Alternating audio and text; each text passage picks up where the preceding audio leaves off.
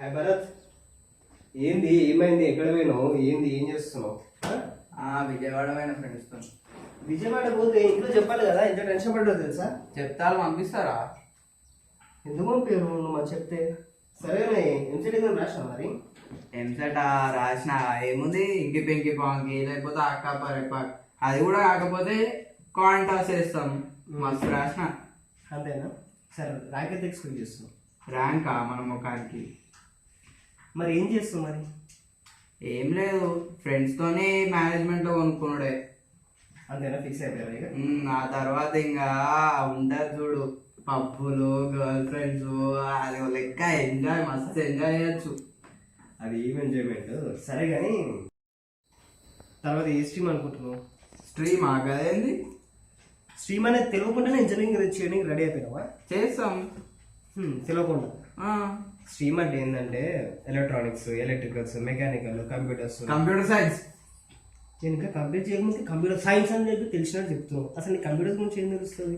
అసలు ఎందుకు అది సెలెక్ట్ చేసుకుంటున్నావు? మా ఫ్రెండ్స్ చెప్పారు దాంట్లో బోరీలు మస్తు ఉంటారంట, మస్తు ఎంజాయ్ చేయొచ్చు అంట దాంట్లో. దేంతో? కంప్యూటర్స్ ద్వారా? కంప్యూటర్స్. కానీ నీకు ఇంత సీరియస్నెస్ లేకపోతే ఎట్లా? సీరియస్నెస్ ఏముంది, లైఫ్ అంటే బీటెక్ లైఫ్ అంటేనే ఎంజాయ్. అంతేనా? సరే, నాకు ముగ్గురు ఫ్రెండ్స్ ఉన్నారు. నేను వాళ్ళ గురించి చెప్తా. వాళ్ళ గురించి చెప్పిన తర్వాత నువ్వు అట్లనే ఉంటావు అనే కొద్దిగా సీరియస్నెస్ తీసుకుంటా, నీ ఇష్టం. సరే, నీకు చెప్పడానికి ఓపిక ఉంది, నాకేమి ఖాళీ ఉన్నా చెప్పిందా? సరే,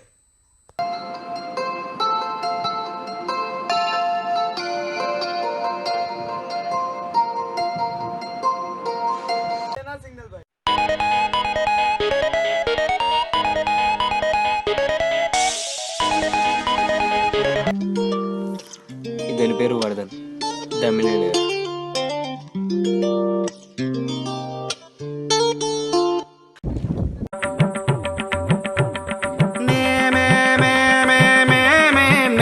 మేమంటే నీకు జోక, మా ఎంట నువ్వు రాక.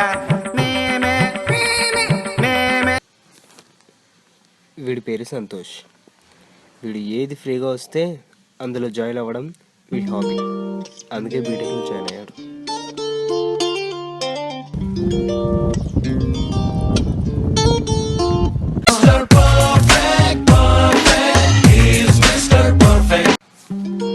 ఇతని పేరు సాయిరెడ్డి. వీడు మన స్టోరీలో hero, mister perfect.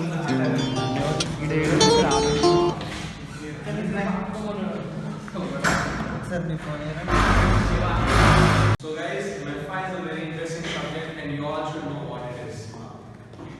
So managerial economics is a very interesting topic. So it has a very important application in our day-to-day lives. Hey, why are you talking? Stand up. Get out of the class.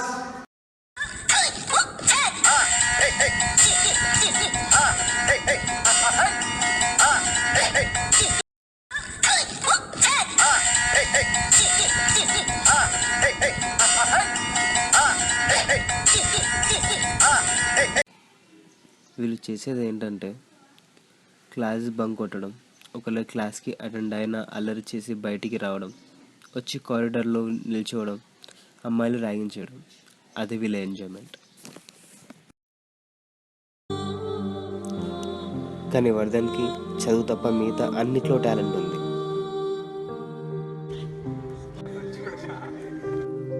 వర్ధన్కి ఒక hobby ఏంటంటే క్లాస్కి bunk కొట్టడమే కాకుండా సంతోషం కూడా bunk కొట్టించేవాడు.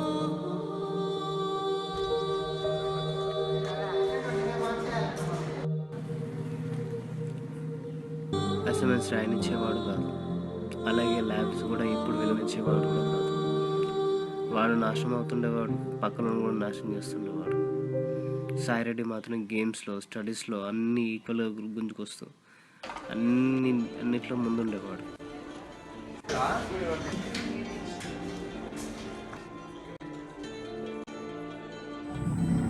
సాయిరెడ్డికి studies మీద interest కాబట్టి అన్నీ attend అవుతుండేవాడు. లెక్చరర్స్తో doubts clarify చేసుకోవడం, మళ్ళీ వాటిని లైబ్రరీకి వెళ్ళి మళ్ళీ ఒకసారి రివైజ్ చేసుకోవడం, వీడికి ఉన్న ఒక good hobby.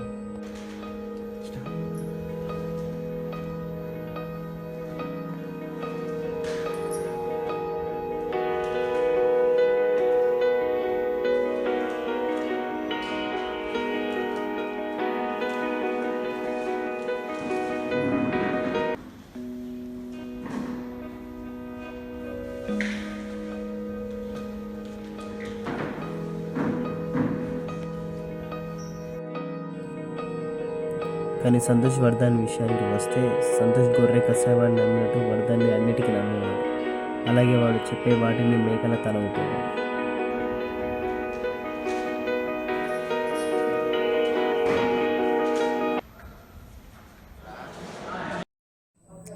At last placement రోజు రానే వచ్చింది.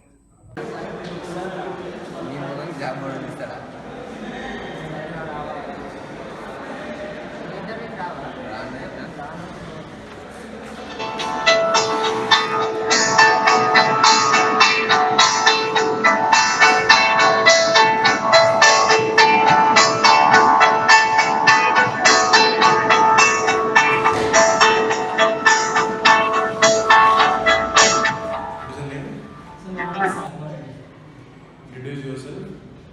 Myself, I have completed my SSC in St. Joseph High School, sir, with 70%, and I have completed my intermediate in Tanaka Narayana with 66%, and I have completed my BTech in Tirumala Engineering College with 65%.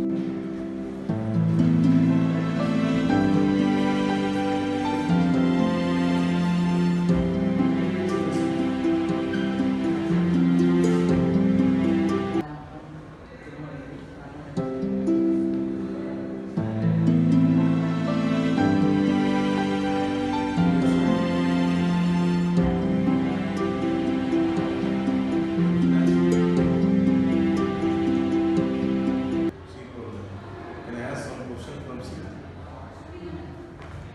What is structure?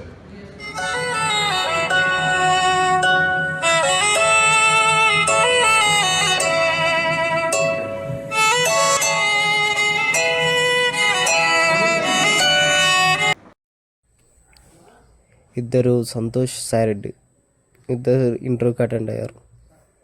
కానీ సంతోష్కి job రాలేదు, సాయిరెడ్డికి job వచ్చింది. నీ ప్రశ్నలు నీవి, ఎవ్వరో బదులెవ్వరుగా.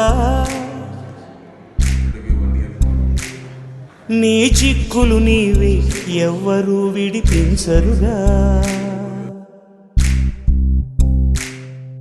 ఏ గాలో నిన్ను తరుముతుంటే అల్లరిగా, ఆగాలో లేదు తెలియదంటే చెల్లదుగా.